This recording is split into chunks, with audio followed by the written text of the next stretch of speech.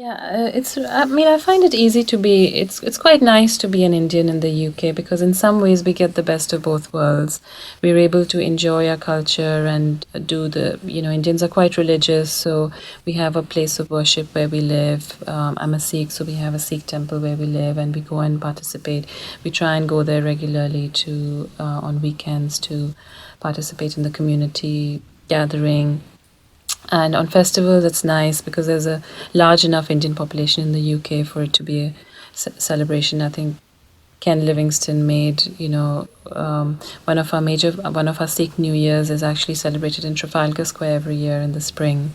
It's called Baisakhi. So I think he really went a step further in trying to integrate, and that's great. It's vibrant. What I do miss is not having family around to enjoy it with.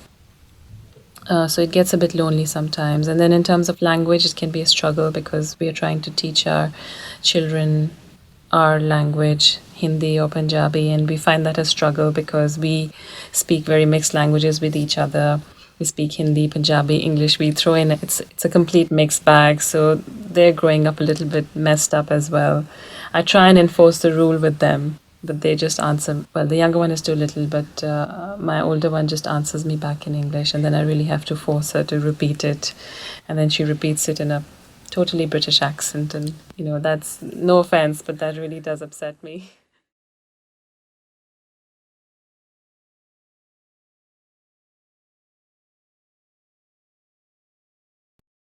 When I went to Spain, I thought it was important that I live with Spanish people so that I didn't just speak English all the time and I did know some people who were going to Madrid as well, and so that I didn't just stay with them and form a clique and not interact with the Spanish people.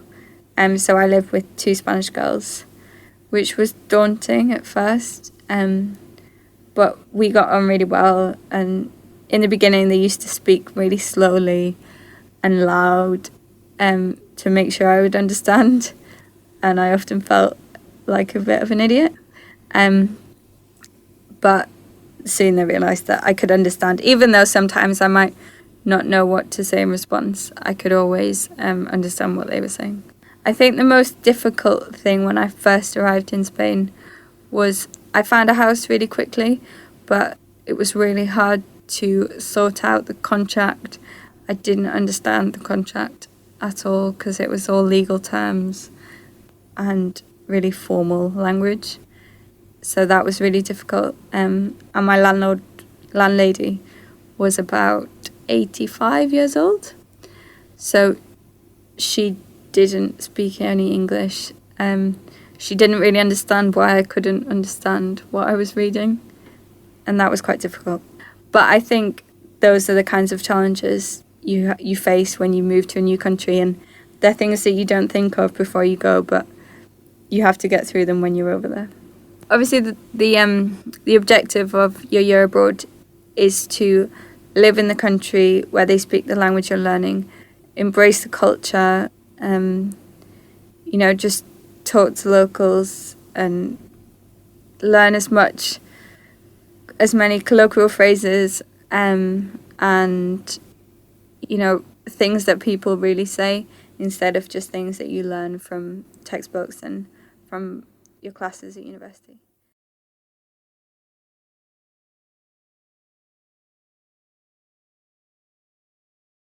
The tea culture here Yes. is very different than in America. Here, you come to the office, 15 minutes into your day, you're already getting asked if you want a cup of tea, And then it continues throughout the day. You could drink up to 5, maybe 8 cups of tea in a day if you were so inclined. And then you've got to make tea for everyone else. I mean, sometimes I just pretend I don't drink tea because it's just too much pressure for me to get involved in this tea cycle. So what do you do when you're back in the States? You don't drink tea? Coffee, purely. Just coffee. Just coffee. Purely filtered coffee. Yeah. Pot in the morning by myself. And Yeah, you don't really make it for other people, and people don't expect to make it for you either. yeah, You're nobody on your will own. ask you if you want. They're getting a cup of coffee. Would you like anything? Yeah, it doesn't happen there. No, never. So you just get your own You just get your own coffee. You just get your own coffee, and everyone else gets there, and you're left to your own devices. Yeah, you're on your own. But it's not impolite. Individualism. It's not considered impolite. It's just Well, I'm originally from New Zealand, and I was born and bred in a small little town of about 4,000 people. From there, I moved to the big bright lights of Sydney, Australia, and it was a little bit of a culture shock going from a town of 4,000 people to a town of a city of 5 million. And I spent 7 years in Sydney before finally moving to the UK, and I've been here now for just over 3 years. I think, growing up in New Zealand, I tended to take it for granted. It's not till later on in life that I've done a bit of travelling that I realised how visually stunning New Zealand actually is. I could look out my kitchen window growing up and see mountains in the background, snow-capped mountains. Within a 15-minute drive, I could be at the beach, a 10-minute walk down at the river. It's pretty much got everything. It's got mountains, beaches, lakes, desert. It's pretty much got everything in the one country. The people in New Zealand are very friendly. A lot of comparisons are drawn to sort of the UK maybe 40 years ago. It's a very sort of humble nature. Everybody knows everybody, which can be a little bit awkward at times, but it is a nice feeling to walk down the street in the morning and everybody says hello, even if you don't know them. And it is quite unique as well that we do have a Maori culture, and it is quite well respected. I know a lot of Indigenous people around the world sort of not really, I'm not quite sure how to put it, but the Maori culture definitely is held in high regard in New Zealand. The Maori language is officially renowned as a language, and although we only make up a small percentage of the population in New Zealand, it's interesting to see that, especially when you travel abroad to, say, England, a lot of the European descended New Zealanders do take on the Maori culture to, I guess, to try and identify that they're from New Zealand when they're travelling abroad.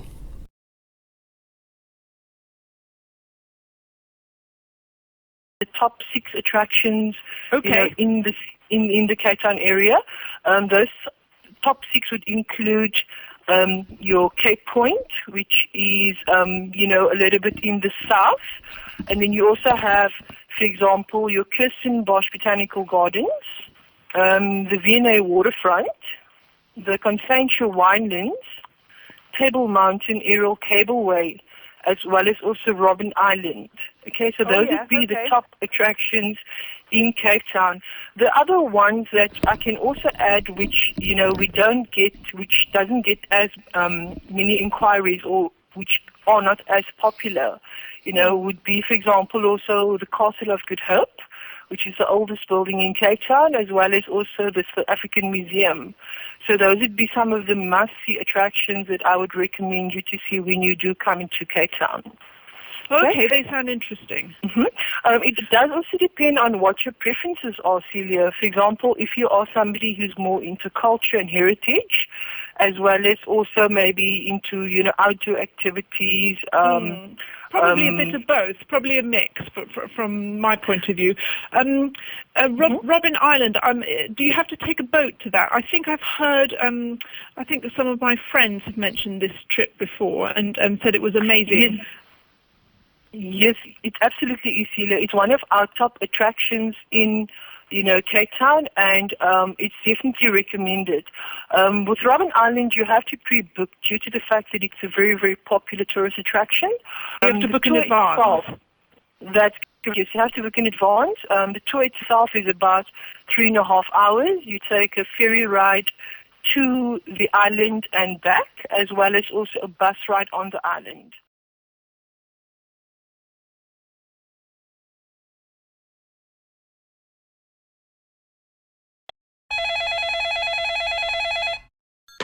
Hello, RSPB Vein Farm. Leon speaking.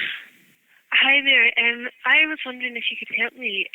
I'm planning on coming to the farm possibly this weekend. Could you tell me, I'd like to know the opening times and how much it's going to cost to get in. Okay. The centre is open from 10 o'clock in the morning until 5 p.m. in the afternoon, and the cafe is open until 4 o'clock in the afternoon. It costs £3 for an adult to go on to the RSPB reserve, with 50p for children and £2 for concessions. A family ticket costs £6. If anybody who's visiting us is an RSPB member, then entry is free.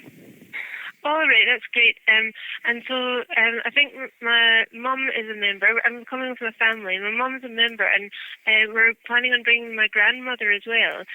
She's in a wheelchair. Are there facilities for people in wheelchairs? Would it be okay? Would we be able to walk around a bit with her? There is limited access for people in wheelchairs. There would be no trouble in coming into the centre itself or going up to the cafe, but obviously because we are a nature reserve and there are trails that go up hills and down a number of steps, I'm afraid that some of the access would be restricted and your grandmother wouldn't be able to explore the entire reserve. Okay, but there are some areas, because I think we just want to come for a walk around and have maybe a cup of tea and a scone in the cafe. So if she could come, that'd be great. And sorry, did you say there's an OAP discount? Yes, there is. As I said, members are allowed free entry and OAPs can come in for £2.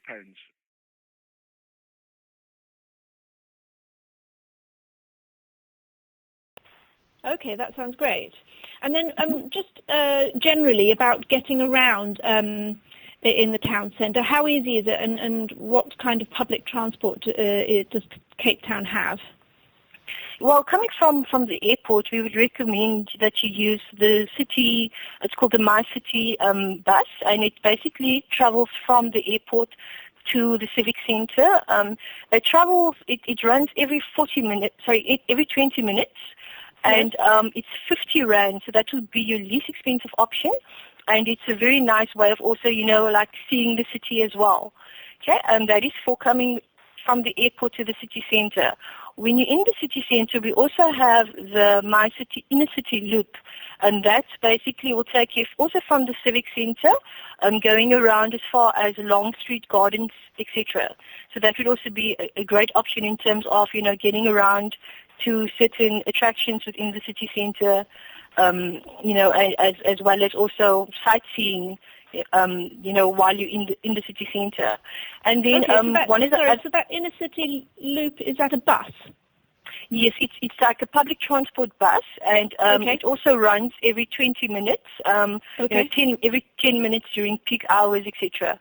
And you can catch it at designated stops, and basically, as I said, it's a great way of getting around and orientating yourself with the city and, like getting from a certain point. And they are currently also busy with, new routes, so that is still in the pipeline, and that will be great because that will go all the way up into the different suburbs, etc. And also just another... just another recommendation as well. We also have, for example, our city sightseeing bus, which is the hop-on, hop-off, tourist type of bus. And that I would also recommend that you take. It basically takes you around, leaving from the waterfront, and it's like a sightseeing bus where you have about 17 designated stops in and around Cape Town. You're welcome to get off at any of those stops, and, for example, the South African Museum. And then, you can visit the museum, then you just catch the next bus coming around. Oh, okay. So that would also be a good recommendation in terms of orientating yourself and, getting to see most of our top attractions in the city centre. Oh, yes, that would be a good idea. And then this, just to go back to this airport, travelling from the airport. Sorry, I might have missed it, but how long did you say it would take on the bus, on the My City bus? Yes, Celia, in terms of just the travelling distance, it takes about between 20 to 30 minutes, depending on traffic as well. Yeah. And the first buses normally leave at about, about 6 o'clock in the morning. And then, travelling to the city centre, to the civic centre itself, every 20 minutes. So, it constantly operates. And, should you want to be able to, when you fly back, need alternative transport as well, you can also make use of the My City buses, which will then be from the civic centre going through to the airport. In terms of value, it's 50 Rand per trip compared to, some of our shuttle services who would maybe charge you about between 250 and 300 Rand coming into the city centre. Oh, okay, so it's lots cheaper. That sounds really good. That sounds very reasonable. Mm-hmm. Okay, that's been really helpful, and that's given me great ideas for what I'm going to do when I come. And if I have any more questions, I'll either give you a ring or I take it you have a website.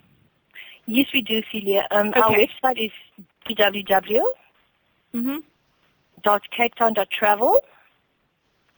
Capetown.travel. That's correct, yes. No .co.za. People often put in the .co.za.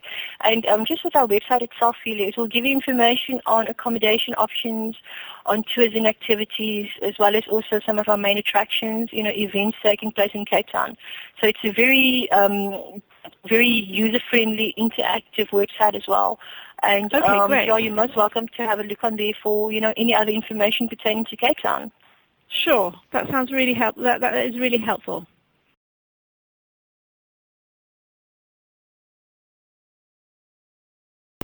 What else did I want to ask you? Yes, we're not quite sure how to get there. We're coming from Glasgow, and we thought if we could get the train there. Can you tell me how I get from the train station, and just if you could just confirm which train station it is that we should get off at, and how to get from there to the farm? Well, train is about the worst way to get here because there is no immediate train station, but Lochgelly is the closest one. However, that's about 5 miles away from the centre. So the best way to come would be either by road, without any doubt. The nearest town is in Kinross, where there is a good bus service, although the bus service that comes to Vane Farm only runs on 2 days a week. That's a Wednesday and a Sunday. A Sunday. All right, okay. Well, I think because my grand's in a wheelchair, a bus wouldn't really be suitable. So if you could say the name of the train station again. The train station is Lochgelly. And it's on the Fife Circular Line. Right, okay. If you were coming from Glasgow, you would probably have to go to Edinburgh and then get a train to Lochgelly from there. Right, okay. But then we could take a taxi from the train station to the farm. If it was only 5 miles, that should be fine. Yes. Yes. Then I think that's everything I was going to ask you. If the weather is bad this weekend, is there enough to do indoors? Obviously, because we're a nature reserve, most of the attraction is outdoors. But our centre does have a shop and a cafe upstairs. And in the cafe we have telescopes and a viewing room. So there are splendid views of the reserve from there if the weather isn't good. Oh, that's brilliant. My cousins will love that, so that's fantastic. Okay, thanks very much. You're welcome. Hopefully see you at the weekend. Okay, thank you. Bye-bye. Bye, bye-bye.